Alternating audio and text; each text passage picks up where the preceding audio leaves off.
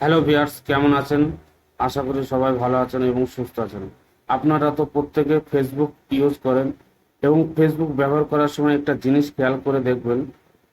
আমরা যখন Facebook use করি তখন দেখবেন আমরা যে সমস্ত জিনিস লাইক বা পছন্দ করি না সে সমস্ত ভিডিও ছবি আমাদের ফেসবুক প্রোফাইলে অটোমেটিক আসতে থাকে। এটা ফেসবুক নিজে থেকে আপনার প্রোফাইলে দিয়ে থাকে।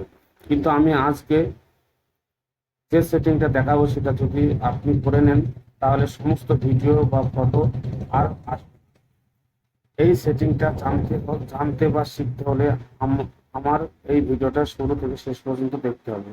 আর যারা আমার এই চ্যানেলে নতুন তারা চ্যানেলকে সাবস্ক্রাইব, লাইক এবং পাশে থাকা বেল আইকনটি বাজিয়ে দেবেন। আর যারা আগে থেকে ওই সমস্ত কাজ করে ফেলেছেন তাদেরকে অসংখ্য ধন্যবাদ। আজকে ভিডিওটি ভালো লেগে থাকলে লাইক মাস্ট। তাহলে আর দেরি না করে ভিডিওটি শুরু করছি। আমরা আমাদের ফেসবুক অ্যাপে যাব। অ্যাপে যাওয়ার পরে এখানে আপনাদের ডান সাইডে একটি প্রোফাইল আইকন আছে, ওই আইকনটি আপনারা ক্লিক করবেন।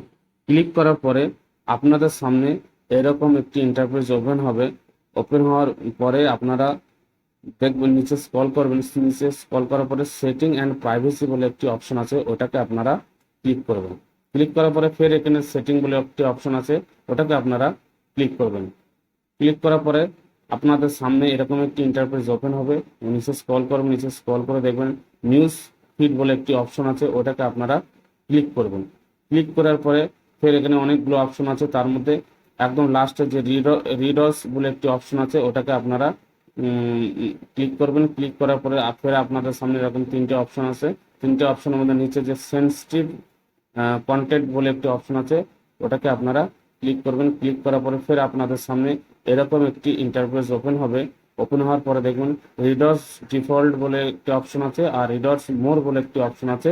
এই দুটোর মধ্যে যে এর নিচে যে অপশনটি আছে ওটাকে আপনারা চুজ করবেন।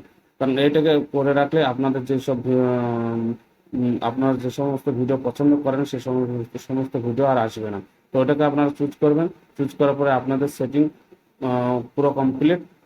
আর আপনাদের সামনে ফেসবুক নিজে থেকে আপনাকে আর যে সমস্ত ভিডিও আপনি পছন্দ করেন না সে সমস্ত ভিডিও আর দেবে না বা আসবে না।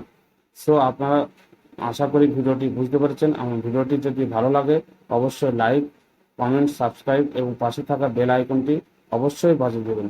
সো ধন্যবাদ। সবাই ভালো থাকবেন, সুস্থ থাকবেন। ফের পরের ভিডিও দেখা হচ্ছে। আল্লাহ হাফেজ।